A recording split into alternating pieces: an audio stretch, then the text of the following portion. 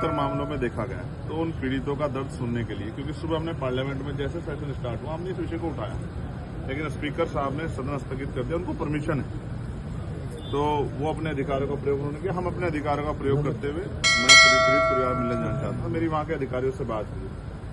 Hapur police का ये कहना है कि आपके वहाँ जाने से लॉ एंड ऑर्डर डिस्टर्ब हो जाए। मैं भी नहीं चाहता लॉ एंड ऑर्डर डिस्टर्ब हो, लेकिन मेरी ये तकलीफ है कि जिन परिवारों ने अपने बच्चे खो दिए, जो माएँ आंसू आंख में लेकर मेरा इंतजार कर रही है, जिनके परिवारों में शायद कमाने वाला चला गया, आज उन पे जो बीत रही है, और ऐसे में अगर मेरे जैसा आदमी जो सड़कों पे लड़ता है, अगर वो आज उनके साथ ना खड़ा हो तो शायद मैं अपने आप को माफ ना करूं। इसलिए मैं वहां जाना चाहता था। मैंने वहां के डीआईजी से, वहां कमिश्नर से बात की।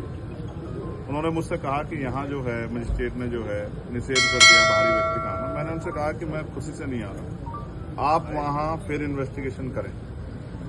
पहली बात, जिन लोगों को गोली लगी उनके परिवार के मुकदमे दर्ज होने चाहिए। उन्होंने मुझे विश्वास दिलाया कि हमने वहां टीम भेजी, परिवार जो भी कहेगा उनकी बात सुनी जाएगी, रिकॉर्ड की जाएगी, उस आधार पर वहां मुकदमे दर्ज होंगे। दूसरा, निर्दोष लोगों पे कार्रवाई ना हो।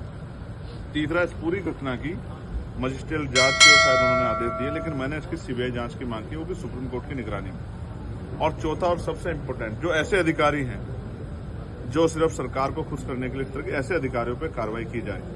उन्होंने मुझसे ये भी कहा है कि जैसे ही यहाँ के हालात सामान्य होंगे तो हम सबसे पहले आपको यहाँ बुलाएंगे, आप अपनी परमिशन डाल के रखो, लेकिन अभी हालात ऐसे नहीं। मैं समझता हूँ कि जनता को परेशानी नहीं होनी चाहिए, लेकिन आप ये सोचिए, क्या गोली के जरिए विरोधवाद को दबाना या हत्या करना, क्या ये इस तरह से देश चलेगा?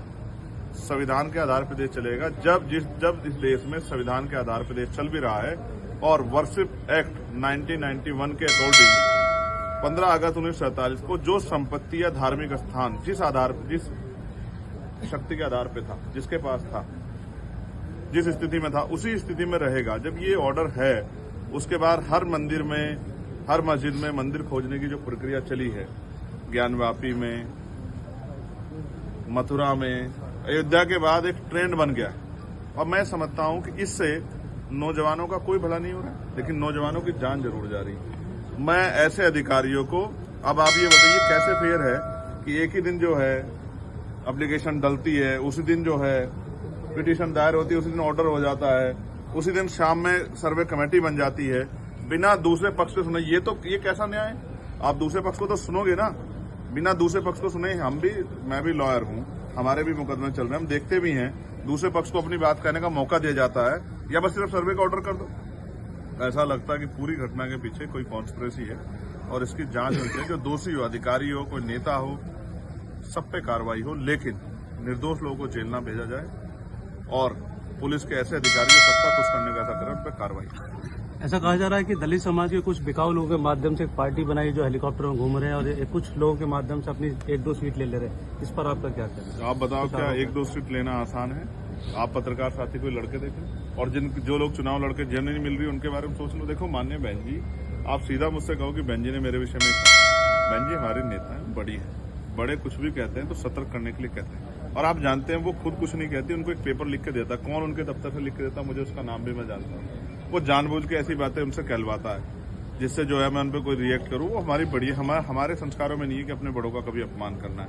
रही बात, एक चीज है कि हमेशा इस तरह कॉन्स्पिरेसी गढ़ी गई है। मुझे लगता है भविष्य में कोई इस तरह की साजिश करने का प्रयास जो है सरकार के लोगों के द्वारा या विपक्ष के लोगों के द्वारा, या जो मुझसे और ज्यादा हमारी आजाद समाज पार्टी की तरक्की से या बीमारी तक डर रहे हैं, उनके द्वारा क्या है, समाज बेवकूफ नहीं है, समाज सब देख रहा है कि कौन आदमी लड़ रहा है और कौन आदमी घर में बैठ के सिर्फ जो है अपनी बात को रख रहा है।